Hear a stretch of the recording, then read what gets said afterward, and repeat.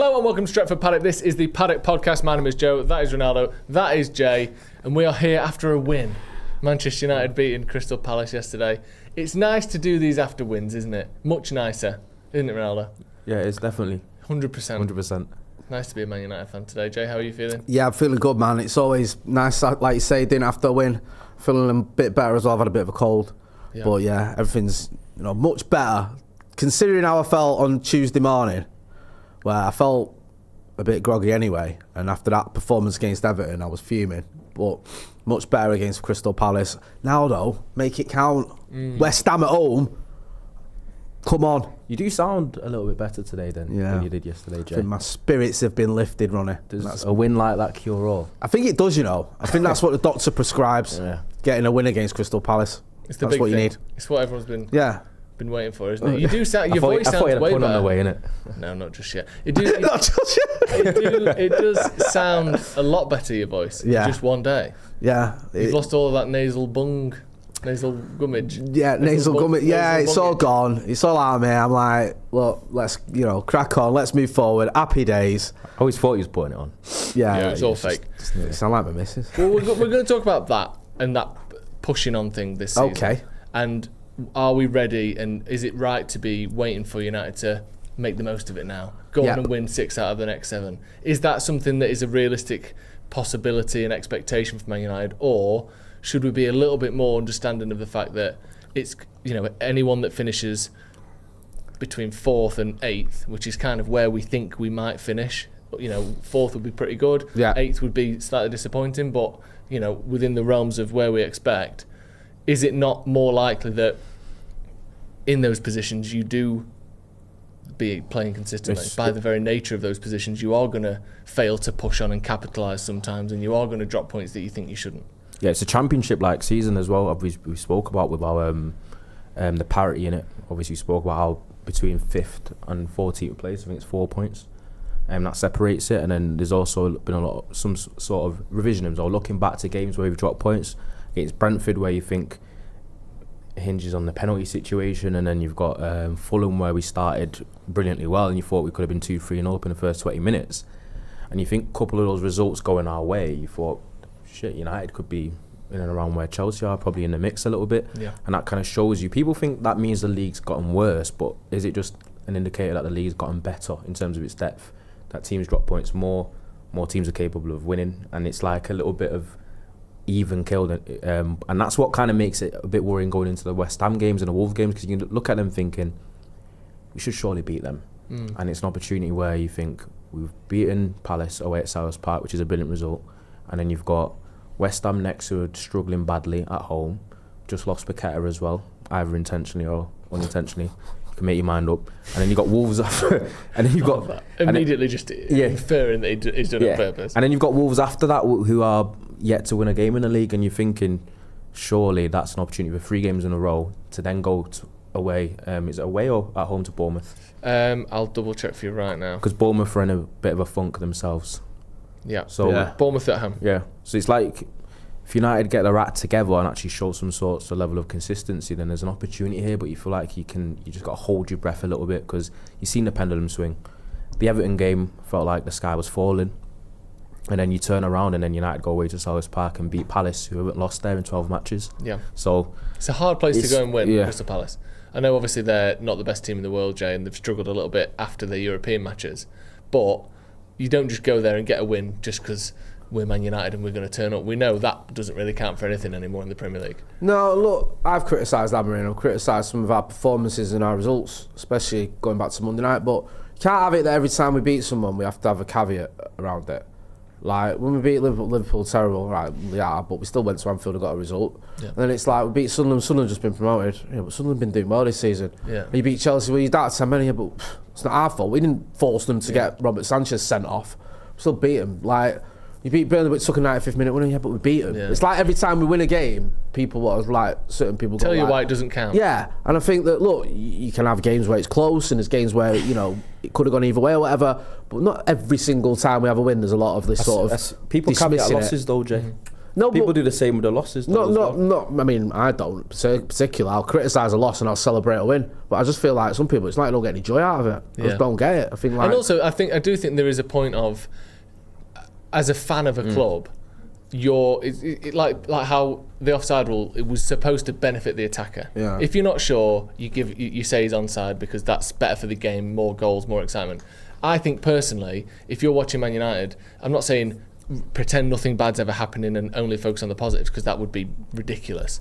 But I do think, like you're saying, Jay, my natural instinct is to want things to be good, or to enjoy the good things, should I say. So when we do win a game, I'm not sat there thinking, why doesn't it count? Yeah. And sometimes when we lose a game, I'm thinking, okay, well, yes, we've lost this, but what led into that? And maybe that is a skew to being more positive. I feel as well, the losses, I mean, I'm going to talk from my own personal experience, I've been quite critical of losses this season. I was on the Saturday the other day saying we've had 2 of the worst losses I've ever seen as a Manchester United fan this season. Yeah. I didn't make excuses for that. Yeah. I'm not going to excuse getting beat off Grimsby Town. I don't think anyone did. I didn't see anyone excusing that, by the way, even though it was on penalties. I didn't see anyone excusing getting beat off 10-man Everton at home, which was the other one. I said the first time I've ever lost at home to 10-man, 10 men in the Premier League, sorry. Those losses were unforgivable and inexcusable. 3-0 away at City, I think it was. Yeah, shocking. Again, there's no caveat there. That is dreadful. Mm-hmm. But beating Palace away is a good result. Beating Liverpool away is a good result. Beating Sunderland at home comfortably, probably one of our few comfortable wins. I think we've had 2 comfortable wins this season, and it's that one and then I think you Brighton. can accept that. You can say, you know what, that's all right. And we all went for something sweet yesterday. I was chatting to you and I said, it felt like a big game as a fan for me, the Palace game. I felt like if it was a win, a good win, I'd be happy with it. And if it wasn't, I'd be like... Because there's a moment, I think, in every time sort of a managerial career at United where you have these moments where you look back and you think, that was one where it changed sort of things for me. You look at the Sevilla game under Jose, the Liverpool game under Wally. You have games where you look back and you think, that was probably bigger than we thought. And I think, had we lost at Palace off the back of losing at home to Everton, it would have been a tough one to take that personally. Yeah. You know what's interesting enough, because obviously knows I'm usually a little bit more pessimistic. I actually didn't. I never predicted, and both times I was predicting before the game and even the day before, I didn't think we were going to lose. No, you're the only one on this table who didn't. I mean, I actually predicted a draw. I thought we'd nick a draw at Palace because I know that this United team are very capable of losing games that we should win and getting a result against teams where we feel like it shouldn't happen. And I did kind of think Palace probably Thursday game. United do have players that have quality and the ability to do things, and probably hurt them if we get the opportunity. And I did think if we got a goal ahead, which we didn't, which makes it interesting because I thought once they scored, he saw at half time, my head was killed. I basically threw the towel in. I didn't think we'd win Palace. From there. It was a poor first half, wasn't it? And my head was gone.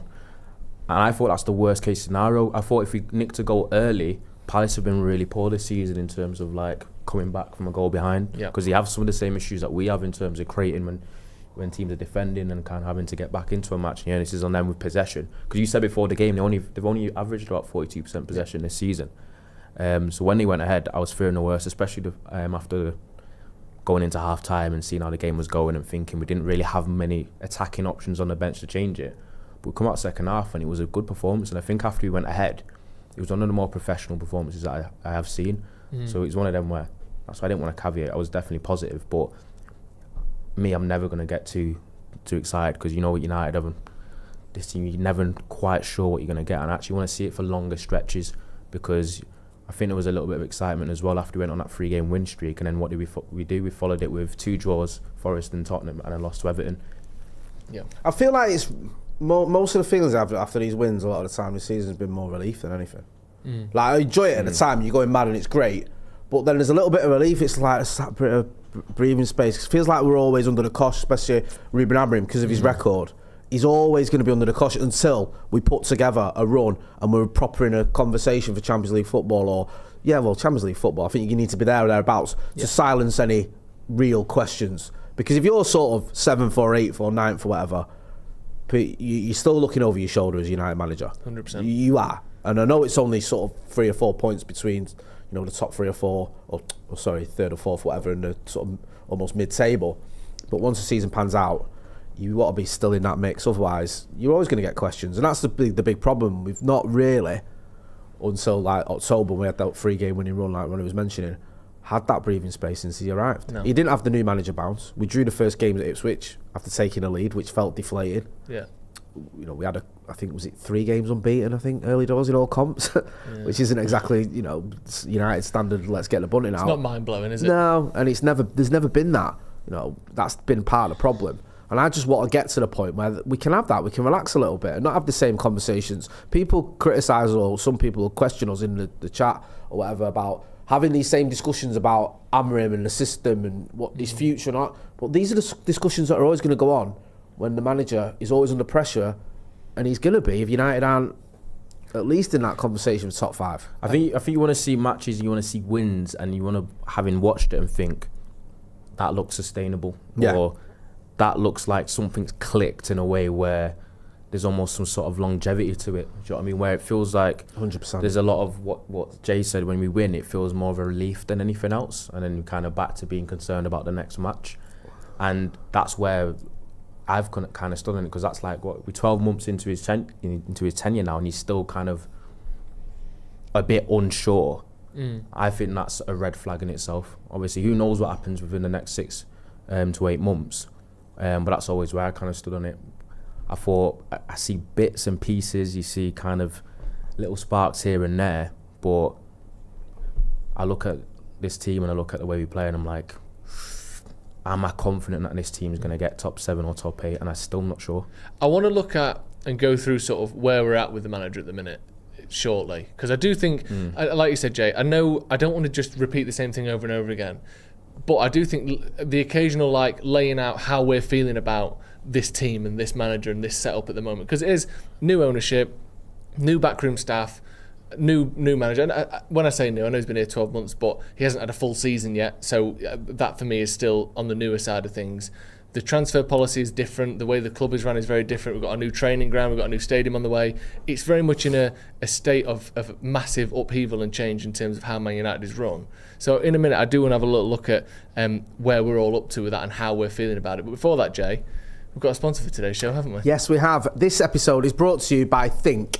We've all heard plenty about the dangers of drink driving over the years, but not as much about drug driving. The truth is, it's just as serious.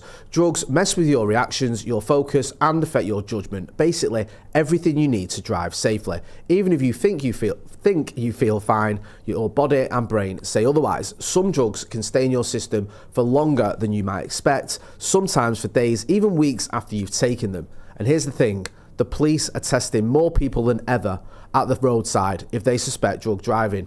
It's a simple swipe, and if it comes back positive, you're facing a minimum 12-month driving ban, an unlimited fine, and a criminal record. That could mean losing your job, struggling to afford or even get car insurance in the future, and problems travelling to countries like the USA. It's not just about the law either. You could seriously hurt yourself or someone else. It only takes one bad decision to change everything. So make a plan before you go out. Book a cab, use a rideshare app, crash on a mate's sofa, or just hand over your keys to someone that you trust. Look out for yourself and your mates, it's really not worth the risk. For more info, go to think.gov.uk. Think, don't put drugs in the driving seat. The link to that is in the description as well, so go and check that out. Very important message, of course. Yeah, something we all know about. I'll start with you, Jay. How are you feeling about Amorim right now, in terms of how you know the whole spectrum? How well do you think he's doing as a coach? How much are you sort of supporting him, and you know, how much confidence do you have in him to take the team forward in a sort of meaningful way? I'm still supporting him. I'm still getting behind him, but I have, you know, my worries. Okay. I still have my worries. Still massively inconsistent, just not in levels of just results, but in performances. You know, look at Monday and Sunday. It's almost like 2 different teams. In the second half. Sorry. The first half, you could argue it was like the same team you saw at Old Trafford. But yeah, like the second half at Selhurst Park, I thought was... What impressed me was that seeing the game out as well, just the professionalism and the way, like Ronnie was saying there, I didn't feel like we were in that much danger. And usually when we've got a 1-goal lead, I'm hanging on. And it was like, we looked all right. And I thought that second half was actually almost as good as I've seen us play under Ruben Amorim. I really do. I thought it was very good indeed. And I think that whole game against Everton was as bad as I've seen us play under Ruben Amorim. So there's the inconsistency. The midfield question isn't being answered. he was still very reliant for me on Casemiro. He completed 90 minutes at Sellers Park, fantastic. But he's not going to always be able to do that. He's only done it twice, I think, this season. So that worries me somewhat. I'd still like to see Kobbie Mainoo getting more minutes. That doesn't seem to be happening. Defensively, there's still a few question marks. What's going on with Lenny Yoro? I know he was suffering yesterday. That's a bit of a worry. So there's a lot going on. And also overall, since Ruben Amorim has come in, it's not been great. I think you can like him, and I do like him, and I like his charisma, and I can understand what he's trying to do. But we finished 15th, lost the cup final to Spurs, been knocked out the Carabao Cup this season to Grimsby, just lost at home to 10-man Everton. So it's still a lot of worries there. My whole thinking is, I think we're probably going to be assessing it at the end of the season.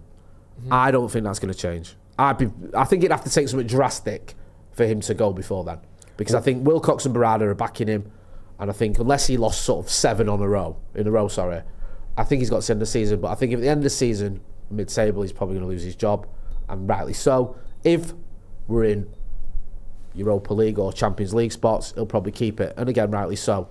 So let's say it finishes exactly as it is now. United finished 7th. Yeah. And we play pretty much, we've had 13 games, just, that's a third of the way through the season, essentially. Let's just say the next 2/3 are basically what we've seen now. Yeah. We finished 7th. How do you think that would go down? I think he'd keep his job. Do you? I think that's just about enough. I think it is. I think he's fortunate in the sense that the bar's been lowered. Usually you finish 7th at United, you're in all sorts of trouble, and I think this would be different. I think he's also fortunate in the sense that Ineos want him, he's their guy, and I think him and Wilcox and Barada have a good relationship, and I think that'll help him. However, we all know that Sir Jim Ratcliffe could change that. He might decide one day he's had enough or whatever. So it's not set in stone that he would, but I think he would. I can't fully get there yet and I don't want to sit on the fence, but I've just got to be honest with you. Mm-hmm. I can't fully get there yet where I think he's that guy. I don't know if he is. I don't know if I've seen enough to think he is. Do you know what, with 7th place, I think we'll be touch and go, to be honest with you. Especially from what I've seen in the league. I think it's different when you set out a target at the start of the season, but it's obviously got to be kind of like a rolling decision as the season goes on, because I think optics will matter a lot. Because imagine United are sitting in 10th place with like 5 games to go and we go on a 5-game win streak and then finish 7th. Yeah. Then what if we were sitting in 4th place and then we lose the final 5 games and then finish 7th? It's like, what kind of momentum might factor the decision a little bit, and also kind of how weak people are saying the league is, and how United will have a massive advantage compared to our rivals, unless they obviously drop out of the European competitions quite early. In terms of a lot of the teams we will be fighting for those places will have European football to contend with, and you can see the difference it does make, because Palace obviously tailed off in the weekend in the latter stages of the game, where United can actually kind of focus throughout the week and kind of attack the league as it is. And usually what's happened in the past is that's always been an advantage to teams, and then you usually have that little bit of a tail off period when they have to balance European football as well. Because I haven't tweeted about your favourite team, Brighton, having a good season, aren't they? They're doing the usual thing of having a great season when they've just got the Premier League to deal with, and whenever they've qualified for Europe, they've had a tail off, and the same thing happens to Newcastle. I know Newcastle are finding their feet now again, but it is... Well, they did this when they were in the Champions League the last time. Yes, exactly. They dropped way down, didn't they? I think they finished 6th in the end, but... or something like, maybe 7th, I think they finished out of Europe. Yeah, because of the ban. But back to what you said, I think 7th, it will definitely be touch and go, and it will matter a lot with how performances have been, like the optics and the situation as well. But for me, I think people have obviously complained on the weekend about, especially in the first half, about the midfield and thinking Casemiro's old and physicality in there, and kind of Bruno not being suited to the double pivot. I said as soon as the summer window was finished, like the attacking reinforcement, but not signing midfielder was malpractice for me. And people were saying, oh, you can just wait till the following summer, it's all right, you can't fix everything in one window. But sometimes if you're not moving forward, you're standing still in the Premier League, and it's like United can't afford just to kind of write off one season without like a proper kind of midfielding pivot, especially when United have got the pressure of, you know what it's like with the Glazers and the higher ups and United's revenue and how important European football is for them. I kind of thought it was a bit of a risk anyway to go into the season relying on this, especially with Mainoo being young and needing to progress. Ugarte had a difficult start to life as well, and then you can rely on Casemiro, who's old, and then Bruno, who's not a natural pivot midfielder. Yeah. I thought it was a massive mistake, and whether United correct that in January will remain to be seen. But for me, obviously, people say maybe if the system was a bit different, you can kind of maybe work way around it. But with the way it was, we definitely needed a different body. But obviously, I'll just finish what you're saying about like Amorim on thoughts of it. I still have massive. Yeah, where are you up to with Amorim? I still have massive reservations, to be honest with you. What is it? Because you mentioned a lot there about personnel, which obviously isn't his That's fault. not his fault, because what is it about him that you're worried about? I've got reservations about the ceiling, because when I'm kind of judging managers, especially, it's been a year. It's not like he's been here for 4 months. Do you know what I mean? Mm-hmm. And I'm looking at what's end game United under Amorim, and I don't think it's going to be good enough. Personally, from what I can see, I don't think the ceiling of the system where he plays is high enough, and I'm just never really find myself convinced when I watch us. And obviously, we talk about personal issues as well, but it's not just all personal. It's obviously, it's not absolutes, it's not opposite extremes. It's obviously a combination of two things. But I also feel like I'm not seeing enough players playing well under him, and I think that's always a big indicator as well. And then you're looking at what players are actually progressing and developing under him as well. Because we talk about coaching, his coaching isn't always just about tactics as well. Especially with head coach and manager, it's how you manage your players, how you improve them, especially with the young lads. You've seen Lenny Euro kind of tailing off as well. And I think that's harsh though, because he never played under Ten Hag. Who? Euro. So no, that's not the point. No, I said a lot of young players, especially under Mainoo. Mainoo's obviously been hampered by the fact we don't have cup competitions and that to deal with as well. But I think when you're 20, 21, it's such a massive like developmental stage. Obviously, development is on a player as well. But I think head coaches and managers have a massive impact, and I know that for myself from obviously mates that have played and playing myself. That is a huge factor. But I think what happens now is, you've seen it under previous managers, is because being United manager comes under so much pressure and scrutiny that Amorim's not really going to be thinking long term, what can I do for Mainoo's career, to be fair to him. He's going to be thinking, how do I keep myself in a job? So I'm going to go for experienced players. They usually always favour him. Mourinho's famous for doing it. Do you know what I mean? But like that aside, just watching us play and like kind of projecting forward, I'm not sure that we're ever going to be good enough or we're going to challenge for the big things under his management. Do you have specifics as to why? That's just the gut feeling. When you watch us play, what is it about us that you think the best version of this system isn't good enough? What is it about the system that makes you feel like that? And I think defensively, I think we've improved going forward slightly, but we still don't manufacture enough chances consistently and good ones. Okay. And I think we're too easy to attack as well, and defensively we aren't great. And I'm surprised that playing obviously a system and a formation that we've got 5 at the back, how United are so easy to create chances and score against, because I told you before the Palace game, United are on track to concede around 55, 54 goals this season on current rate, and that'll be the worst ever defensive return that United's ever had. Mm-hmm. And you can talk about coaching attacks, etc. One of the first, the most easiest things to coach, one of the things actually is defensive shape. Do you know what I mean? Yeah. Defensive shape is a little bit more simple in terms of coaching, and I think defensive ability of a team is massive. Obviously personnel doesn't matter, but I think it's one of the things that's most impacted by a coach, and the way he sets you up, where it's you press, like how he sets up the rest defence, and just basically basics like that. It's just, and also a lot of it is pretty much a gut feeling. Do you know what I mean? Like I just don't find myself fully convinced, to be honest with you. Whether that changes, whether he proves me wrong, remains to be seen. That'll be to the benefit of United, but I just don't see it. Mm. I mean, I where do you stand on it, Joe? Because you've been someone who's quite supportive of Amorim since he's come in. The thing with Amorim is, it's not even particular that I think Ruben Amorim specifically is the greatest coach with the greatest tactics that's going to win us 10 leagues over the next 15 years. I don't necessarily think that, and I think that sometimes, because I don't want him to be sacked, the people can interpret that as, I think everything he does and has done is brilliant. Yeah. And I don't, just to be perfectly honest, I think he's made a lot of mistakes. Yeah. But my thing with Amorim, as it was with Ten Hag, as it was with Solskjaer, as it was to a lesser degree with Jose, because I think he'd given up, which is always a big difference. You can't, you can't help someone that doesn't want to help themselves. No, I think he had as well. But it would be the case with Van Gaal is, I want to see us build a great team. I want to see Wilcox and Barada and Christopher Vivell and the scouting team and the rest of the higher ups build a very, very good squad. And then who the manager is not irrelevant, because City wouldn't have done what they'd done with Pep with, I don't think, any other coach. But they would have won probably, how many titles has Pep won? 6, 7?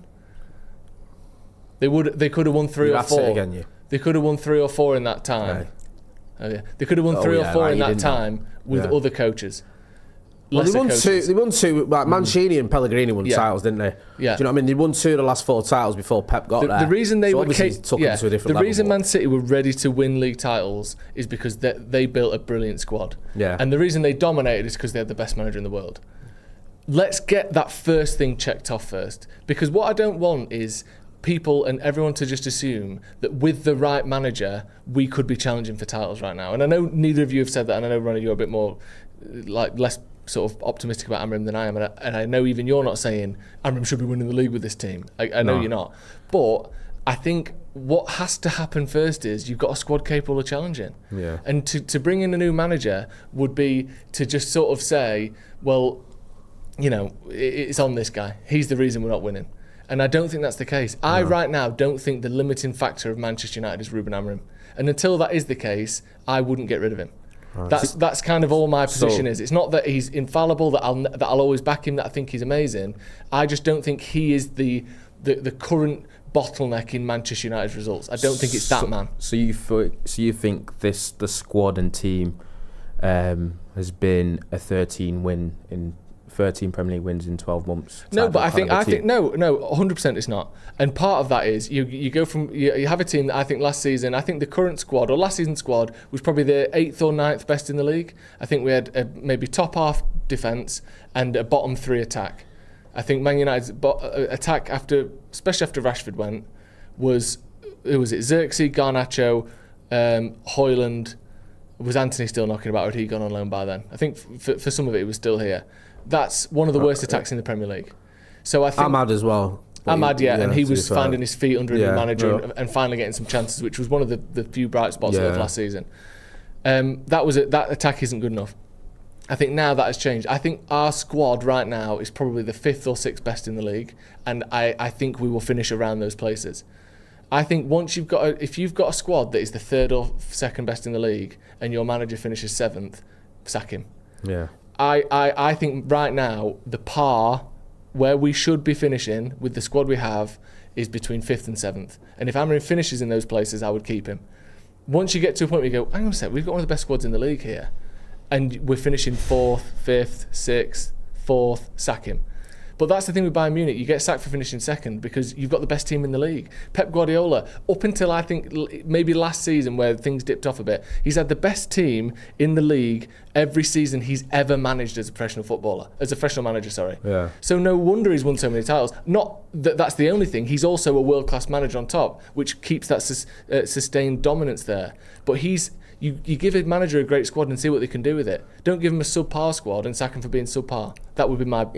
It's how you make it, kind of how you judge it, because is the squad better than where we are, or is the squad better than where we finished last season? It's certainly better than where we finished last season. And also, because what I wanted to ask you is, so with everyone fit in our squad, with no European football to contend with, where would you believe the squad should finish based on ability? Personnel? So I think even with European football, Arsenal have got 20 players in that squad that are very good, or maybe 17, 18 players that are really good. They are better than us. Their squad, regardless of whether we play 38 games and they play 58, they should finish above us, I think. They're more settled in their system. They've got a much better squad. So we're behind them.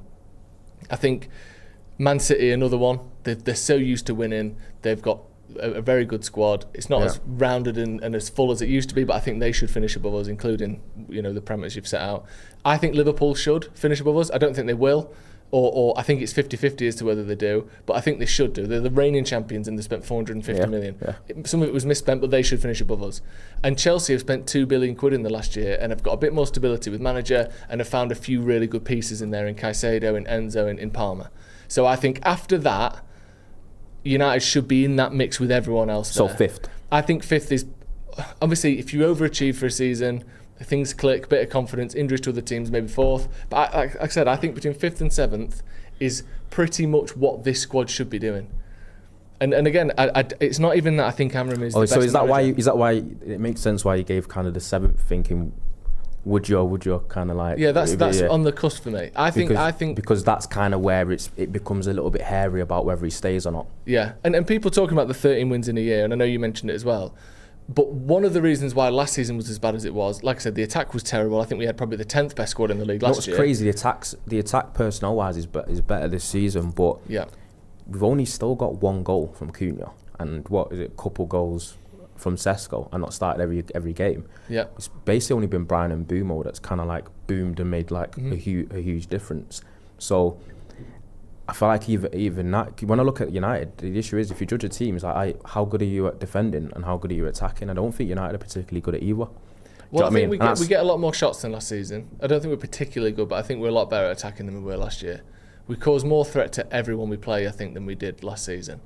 And sorry, just to go back to the previous point, I think the reason why it all crumbled last season, there's a couple of factors. One, they were told to play a new system halfway through the season, which is a nightmare. Some of those players just didn't suit the system whatsoever.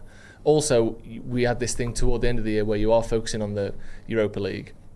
And that's not that we go out and lose tonight, but the focus very clearly, last 8 or 9 games of the season became, we need to win the Europa League to get Champions League football. And even if that makes you drop off mentally 5%, I'm not accepting any of this. It's still shocking, and that should never be how United approach things. And that's only worth it if you win the final. Exactly, and it's only worth it if you win the final. So it was last season was an absolute disgrace from the manager, from the players, from everyone. The way that they didn't sack Ten Hag when they clearly wanted to, and then sacked him as soon as things started going badly, to bring in a manager that didn't want to join, changing the entire system, all of that was horrific. But I think I'm more judging him on this season because we've got a bit more stability and we've got players bought for him. We've got a bit more of a, right, let's relax and calm down and play to this team and this system's strengths. And I think we're in and around the mix of where I'd expect us to be. So I don't think he should go. There's like, when you look back at last season, there's obviously improvements this season. Like there is. Like the goalkeeper thing is massive. Like, I don't even mention that. Like, honestly, you know, 1 minute it's Onana, 1 minute it's Bayandere. Bayandere starts the season, Onana's fit, and it's Bayandere who starts. Onana comes in for Grimsby, and he's that bad he loses his Manchester United career. It's awful. Yeah. Like, terrible. That Arsenal game could have been so different if Bayandere hadn't done what he did. But obviously he did. And I like Oli Bayandere, met him, he's a nice guy, but he's not a Manchester United goalkeeper. Yeah. He's not. He's a nice guy, is always a bad sign. I'm sorry. I feel like I should say that because he's nice to my kids, but he's not a United goalkeeper. And no amount of me pretend he is going to help him. He just isn't. And we had that. You go back to last season, Rasmus Højlund scored a few goals in Napoli and everyone's acting like he was doing that for United. Rasmus Højlund was that bad last season. We put Kobbie Mainoo up front for one game. I love Kobbie Mainoo, but he's not a striker. Yeah. Do you know what I mean? What does that message does that send to £72 million striker? I'm going to try this kid up front who's never played there in his life because I'd rather play him than you. Oh, and by the way, not only am I going to do that, I'm going to give a 17-year-old his debut and take you off because that's how much I rate you. Yeah. Like, these are the sort of things that were going on. And I'll be honest with you, at the time, we can all try and rewrite history, people were crying out for Cheeto to get more minutes. Yeah. No one was saying, nah, don't give Cheeto any minutes, stick with Rasmus. Very few people were saying that. And that was because Rasmus just wasn't happening for him. Garnacho had lost his mojo, I think it's safe to say. Yeah. Rashford had done what he'd done, and that was untenable. So it was a shit show. It was. It really was. Yeah. And I think the team spirit wasn't there. You saw players arguing, booting goalposts, kicking off of each other, like just looking dejected, not turning up for training or whatever it was, getting dropped from the squad. It was a mess. And I know that's a very low bar, don't get me wrong. Do you know what I mean? It's not like, well, at least the players aren't fighting with each other, so we're all right. I get that. But this time, I saw Mason Mount give an interview where it was like, Bruno just sort of said to him just before that free kick, right, you're having this, knocked it to the side and he has a shot. There's a bit of that going on. Yeah. So I'll see a little bit more. So there's improvements there. But Ronnie said it earlier on in the season, he said, look, we can finish 14th and that's an improvement, that ain't enough. Yeah. So I don't want to say just because literally what I was thinking he was talking because there's been a lot of that since the start. We've improved. And I was like, I'm not saying that's okay because we've improved because last season was a bin fire. Yeah. Do you know what I mean? So let's not just say it has to be a lot better than last season, but I have seen some improvements. So I just want Ruben Amorim to do enough to get to the end of the season where we're all sat here going, he's the guy. Yeah. And that's what I want. And that's why I come back to the building a squad thing. Because that's the biggest thing you can do at a football team is have a really good squad. There's a reason why Real Madrid win leagues and Barcelona win leagues. That Barcelona squad that Pep managed, was it Rijkaard immediately before Pep or it's Rijkaard. So, and he won a Champions League with a decent number of those teams. Bro, they were in the semi against us in 08. Yeah. And Pep took over, 4 months later? And then obviously maximised what was one of the greatest squads of all time. So I'm not taking anything away from Pep. But then he leaves and Villanova comes in and absolutely smashes it. Then Enrique comes in, wins a treble. Then, manager after manager comes in. I know financially things fell apart and they had a little dip and all that, but that team, with all those great players in, won the league and won trophies with multiple different managers because it was so good. Same with Real Madrid. They've always got one of the best teams in La Liga. Their managers come and go all the time and you win stuff regardless almost. They just have a bloke who comes in and goes, go and enjoy yourself, and they start winning Champions Leagues. You have to have the squad first for me. No, I agree. You saw it a little bit with what Klopp did at Liverpool. When he came in, I think by the time they'd won their first silverware under him, I think it was only Jordan Henderson who was left in the team. Or maybe Firmino, as well. But he rebuilt, not just him, but obviously the powers that be, and rebuilt the entire team. Yeah. Almost. And they brought in some real quality as well, hadn't they? He was losing Europa League finals with the team in there. He was losing League Cup finals. I mean, obviously, you can still get into a final, but it wasn't happening the way they wanted it to until he got in the team that he needed. And I think you've seen that with Arteta now. I know it's different. I'm not saying it's the same because I know people can get sort of caught up in that. But Arteta for a long time was struggling. He's now got to a place where that team has been tweaked and added to, and certain players have spent big money on, and others have come through the academy, and it's all just looking mint. But the point is, the team that he inherited and the team that he's got now ain't the same. And you start getting your pieces, don't you? You start getting the players who go, he'll be there. When Salah came in, you went, he'll be there when they win a league title. Van Dijk, he'll be there. Yeah. Alisson will be there. Yeah. Jordan Henderson, like you said, maybe he's not an absolute standout, but he'll be there. Declan Rice, I think, will be there when Arsenal win their next title. Yeah. The Gabriel, Saliba, Saka, you start building these teams up and you go, he's good enough. And those players tend to stay at clubs for 6, 7, 8 years.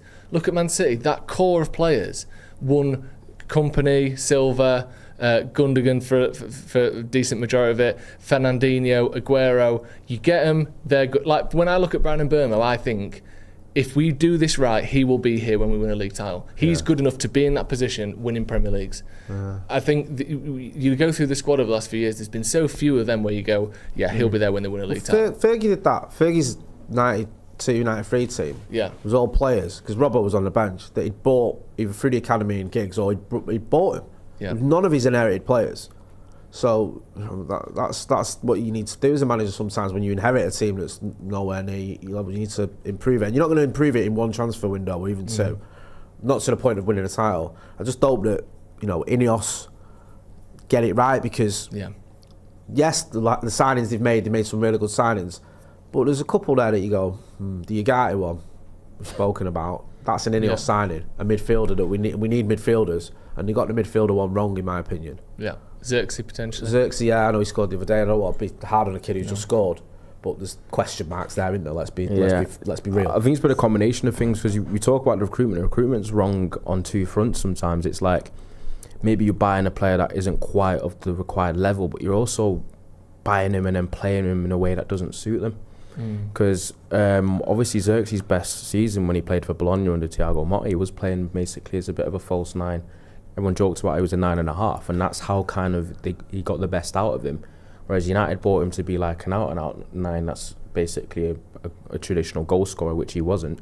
So you add them two things together and you get the failure that you have seen. Same with Ugarte. Ugarte was kind of touted as this number 6 holder midfielder, which he never was.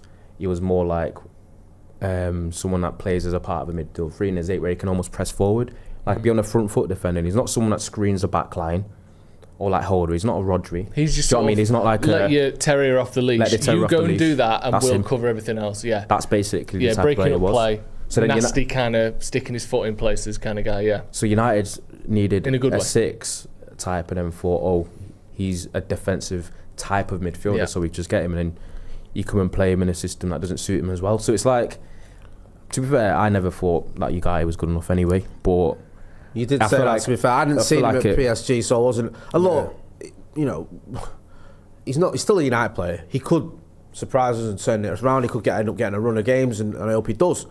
But so far from what we've seen, and when you've got two managers, Ten Hag didn't want him. Yeah. Made that clear. Yeah. And the manager that's had him before, Ruben Amorim, don't rate him. Which it's like Van der Beek with Ten Hag, innit? When you go, bloody hell, if your ex-manager still don't rate you, then you're not hiding to nothing here, son. I think 2 out of 10 these haven't been probably good enough in terms of the transfers. That's a really good rate, which is what it is at the minute, I think, in terms of these players are probably going to go at the end of the season unless something changes. Yeah. I think all the rest of the Ineos signings, you would, people like Mazraoui doesn't necessarily start every week, but no one's like, he's got to go. It's class signing. I think that's one of our better. You know what's funny about Mazraoui? Because obviously Mazraoui gets signed as obviously a fullback from Bayern with pedigree. When he comes in playing right back, he looks brilliant. Do you know what I mean? He was one of our better signings. Yeah. And then now you've seen him when he's had to play as a wing back and platformed a little bit differently. He's been a little bit shakier. Even at right centre half, where he plays better, it's still not suited to him. Because there's a lot of this with United, we're signing players and then just platforming them wrongly and then blaming the player. Because for example, De Ligt, you see how well De Ligt's played this season.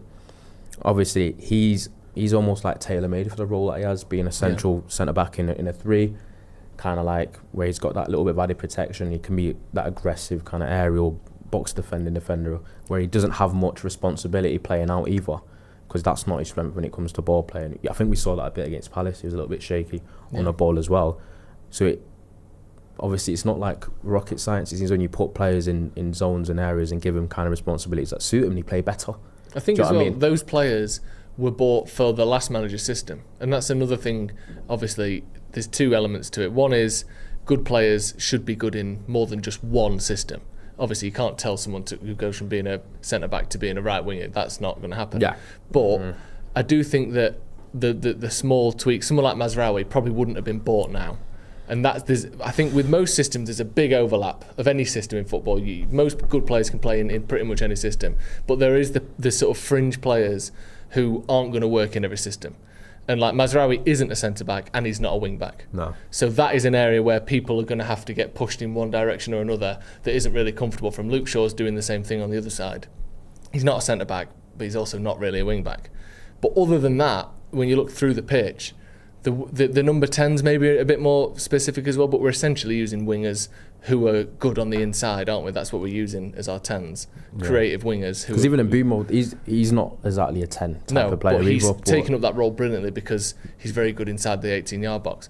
So I think there are always going to be a couple of sort of casualties of changing systems, but generally speaking, you can get most of a starting 11 very, very good, and that will work in a lot of different systems. Let's say we bought Frimpong and then sacked Amorim. You might need to do something with Frimpong now. Yeah. But generally, I think most of these signings should work between one manager and the next.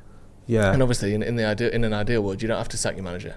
No. He does prove himself good enough, and you start winning Premier Leagues and all that, and that would be obviously brilliant. We've got a couple of super chats. Monmouthshire says, win 3-1, Ahmad with 2, and Mount with 1. So keen. I think he's given a score prediction for a game that doesn't exist. Is that for the West Ham game? Potentially. Right, I hope so. Has to be. I think he... that's the only one I can predict, unless he's just like, he's looking at... watching a watch-along right now. Yeah. That's my dream. My Harry Amas says the pitch yesterday looked like it was trash. It looked slippy. Yeah, a lot of people falling over and then Euro fell over, didn't he? Yeah. I think there was like 5-minute periods where people weren't more than 2 passes completed by each team. Remember, it's just we've had a few games and one thing that did impress me with the game against Palace is typically the games where you can talk like that about them, where no team stringing passes together, it's just a big mess. We end up losing those games. The Brentford game was like that. Yeah. The Brentford game was just, this is horrible to watch. I want this game to end. Yeah. Awful. Chunks of the Forest game were like that as well. Yeah. Where it was just people running into each other, ball up in the air, misplaced passes, both teams doing it. And typically United struggle and kind of wilt away in those sorts of games. Yeah. And I'm glad that we didn't against Palace for whatever reason. I think that was good. Obviously, get Sesko and Cunha back. That's going to make a big difference as well. It's just game by game, innit? And it is hard, like you said. I want to get to a point where we're all just saying this season is what it is. The manager's here. Let's back him. Let's be excited for games rather than going, And the narrative is, when you lose a couple of games, is the manager on the edge. whether we talk about it or not, that is the conversation around the manager, isn't it? Like after that game against Everton, a lot of people, especially in the comments, no, this isn't going to work. He's done.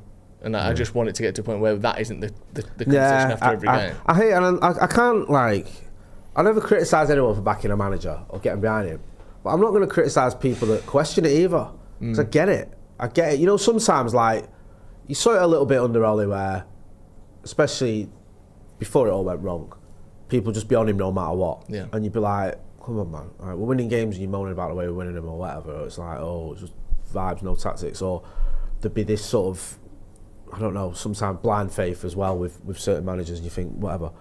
But I think it's weird with Amorim is the sense that I understand why people are fed up. I understand why people have had enough. I get that. You know, we've all sat through some of these matches where you're going, Jesus wept. You know what I mean? I don't want to have a go at people that have had enough or questioning it, because I feel like there's a justification there. Yeah. I just feel that it's a weird situation at the minute being a United fan, because it's one of those rare occasions where you can go, do you know what? It's either or, like for a lot of people, and I understand why. I don't think it's as open as shut in either direction. Do you know what I mean? I know I'm waffling a bit, but does that make sense? Because I don't think you can go 100%. Why are you criticising this guy? What is wrong with you?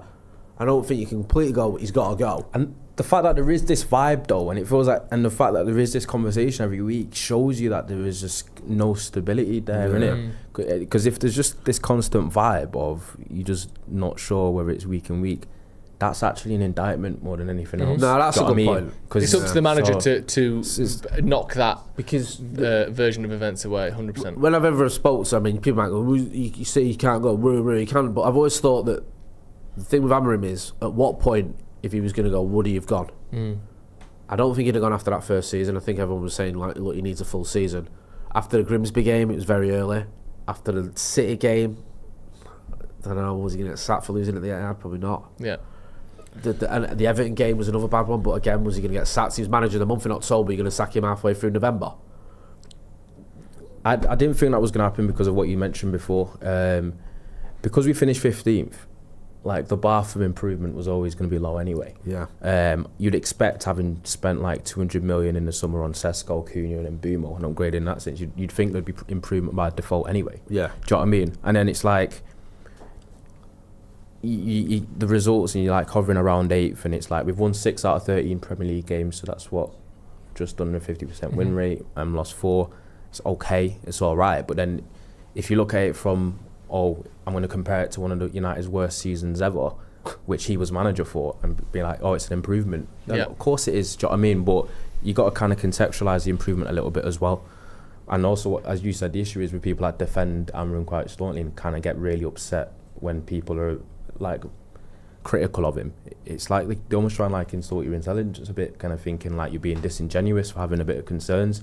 That's partly the problem. Whereas the people that are asking questions usually aren't doing it the other way. Do you know what I mean? But I think it is United, similar to like Liverpool, where the fans do have this kind of thing with managers, don't we? Where more likely than not, it's kind of like a heavy backing until like it's almost like untenable. It's not. Do you know what I mean? Yeah, the culture of United isn't to try and sack managers left, right, and centre, because the best managers, and really the only real successes we've had post World War II are Matt Busby and Alex Ferguson, and they were both here for decades. Yeah. So instinctively, we all want that again, don't we? Yeah. Just look at Chelsea. Their great success, I know Jose stayed for 3 years, but their great successes over the last 25 years came over about 6 or 7 different managers. Yeah. So there would be a lower bar for get rid of him there than there would be at United. And that makes sense to me. Yeah, it did work. Yeah. Do you know what I mean? It seems like a recipe for disaster, but it delivered them 2 Champions Leagues. Again, they had a great squad. It actually made Chelsea. I don't know if it's still the case, but I remember a couple of years ago we spoke about this. Chelsea's like chop and change on managers. If like they had one season not getting Champions League, they were gone. Or under Roman. I think they were the most successful English side in the 21st century. Yeah, from 2024, I think, to 2024. From 2004 to 2024, I think they were the most. 20 do you know what I mean? Period. Yeah. So it kind of obviously worked for them. I think that was just because obviously the money, they had a lot of money as well, but also they were very. So Alex quitting halfway through that helped. And the standards obviously extremely high. I think it's like that for a lot a lot of managers. I think United have obviously had to drop it a little bit, have kind of had to alter their standards and expectations because of how the club's been managed since Fergie's left. A lot of that can be attributed to the Glazers. So, but I said it, I think, in one of my own videos. I just think we still have to not drop the standards and expectations too low. Do you know what I mean? You still got to remember who we are. And I actually think that the team and the squad, when I look at the league, I think there's an opportunity here, you know, where United can kind of... It's not out of the realms of possibility for United to have been good enough this season if the players perform well and the coach coaches well enough to cement themselves in the top 4 places, because there's a lot of teams that don't look quite sure, even the ones that are above us.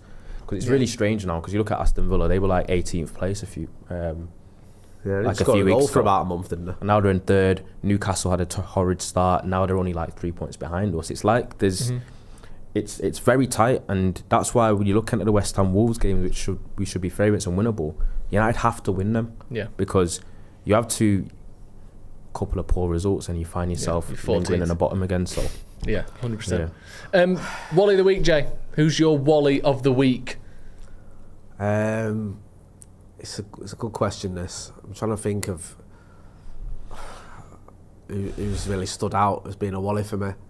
No one really wound me up on the game yesterday, not that I can remember anyway.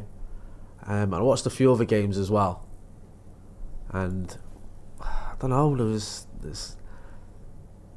I don't know, I'm trying to think. Well, do you want me to go first? Go on. Mine's everyone. Right.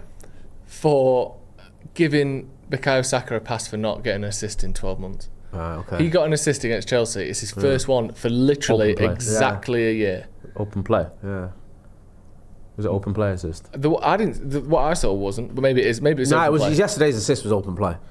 No, I'm not saying that assist wasn't. He's had assists, but they've been from corners, I think. So they've not been from. So he's not had any assists from open play. Is that what it is? I think in 12 months. Do you know what I'll say? That's still shit. I've remembered shit. one. For the best team in the league over those 12 months. Not good enough. He was injured for 4 of them. Don't care. It's the media. Mine's the media. And as a member of the media, I know I'm going against my own as a multi-award winning journalist, but barely. This whole... What do you mean barely? No, I'm just carrying on. I'm just saying you Harry barely... Award's a real, mate. You barely got him. You only won about this. He's on about the best dad award, isn't it? Like his kids bring him. World's best dad he's got on his I didn't even win that in our house. No. I'm the only dad there. The whole Florian Wirtz thing, right? It does my head in. Because, like, all right, he played well against West Ham, right? I get it. Yeah, nice one. What did he do? But he gets such a pass in compared to, like, however, especially United players. But there's articles written about Benjamin Sesko after he scored 2 in 2 games and how rubbish he was. And then Florian Wirtz does now for about 4 months, and everyone's like, "Oh, he's great now." Well, shut up. Not good enough. You know what I mean? It's annoying to be. It is. Everyone's just got people who they get away with stuff, and like we're just going to ignore that. That doesn't matter. This matters. Like, I don't know. I mean, and maybe it's just because we're Man United fans and we see the negative stuff to us. Yeah. But it does feel as though United players don't get away with anything, doesn't it? You can even have someone like Bruno, who is the most productive midfielder of his generation. Just took over Scholes, and the assists. Premier League assists for United. I think he's created the most chances in the Premier League every year for the last 4 years. And you don't have to say he's the best player that's ever lived or that he's better than Roy Keane or any of that. But a lot of people think he's shit and is like a cancer at Man United. And you're like, you got Florian Wirtz, who's literally was a bit better at the weekend, getting away with it as though, you know, he's not an utter disgrace for the amount of money that they paid for him. It's a disgrace. No, it's spitting facts. I'm not gonna lie. It is. It's a disgrace. I think you're being kind. I'm being very kind. Who's your Wally of the week? I was gonna. Should I go for Paqueta? No. Nah, man. Do you know what I was thinking? But I think he's done us a favour. So I don't know. He's a good player, isn't he? Yeah, well, I don't know. He just looked a little bit. Well, what can I say on camera? Can I say deliberate? You can say follow it by allegedly. Yep. Yeah. It looked allegedly. Deliberate. Why do you think he's done it deliberately then? If he did, why would someone do that deliberately? He's got mouths to feed in Brazil. Yeah, but he's making 60 to 100 grand a week already. And also, I don't know. Was that post real? Did he do a post? Yeah, he did. I think it was him, yeah. Also, by the way, just to go back, that was Saka's first assist at all in the Premier League in 12 months, not just from open play. Really? That's the first one he's had since the 30th. I've just gone and checked it. That's crazy. So on the 30th of the 11th, 2024, he got an assist against West Ham. He hasn't had one since until yesterday. How many games was it? Who cares? He's got. All right, then there you go. All right, then there you go. Just say, right, here you go. Then I'll tell you. I respect it. I respect the scrutiny. 1, 2, 3, 4, 5, 6, 7, 8, 9, 10, 11, 12, 13. How many games has he played this season? He's played 11 in the league. 22. That's not nothing. 22 what? 22 Premier League games without an assist. That's a lot. That's a lot. That's a lot. That's bad. That is a lot. And no one noticed. He's a frustrating guy. Literally no one noticed because Arsenal are doing all right and people like him. I was watching it yesterday, and I was thinking, because I'm already at a stage where I think Arsenal are our best hope of stopping City winning the league. Yeah, me too. And it pains me to say that. I know you hate him running. I get it. I don't like him myself, but I prefer them winning it to City. Yeah. Again. Yeah. And I was watching, I was thinking, bro, if I was an Arsenal fan, I'd be frustrated with him. Yeah. Right. He was annoying me. So was Odegaard when he came on. He's been weird for about 18 months. His cameo stunk, you know. I said, what was that? I thought a few things. There's people tweeting saying, "Oh, Arsenal kicked up a gear when Odegaard came on," and shit. I was watching. I felt like he slowed everything down. Yeah, and he was like ponderous. Poor. I didn't think he was that good. Yeah. And then who was it? Julian Timber for taking off Gyökeres. He said, "Come on, man. What's going on with that?" Nah, I didn't mind that. Gyökeres is the one. My Gyökeres agenda is alive. I was like, that was ready for him just to have that little tap in there and that. Timber's like, nah, bro. Peter Kelly says, we've lost 1 game out of 7 since Lomond has been in goal. Last season was awful, so was early this year, but now we're not conceding with every shot. Sorry. Jay. Can I change my mind on my Wally of the week? Yes. I forgot. Dean Henderson. What a knobhead. Celebrating that save like he just won the treble. Yeah. Like, even who stood over him, even Mark Gay was like, what are you doing? Yeah, Mark Gay was like, calm it down a bit. Slow down, son. Yeah. Come on. Like, proper giving it all that, mate. No, not having that at all. Clear off. Yeah. Right. Grow Been up. nice. It's been a lovely little podcast, this. Yeah. Don't forget to check out Think as well. There's a link in the description. And as well, check out the merch. Got some merch available. I like that one you've got on there. Yeah, thank you. Nice, robust, industrial look to it. Very That's good. what we're about. Cheers, Jay. Cheers, Ronnie. As always, cheers for joining us at home. This has been the Paddock Podcast. See you in a bit.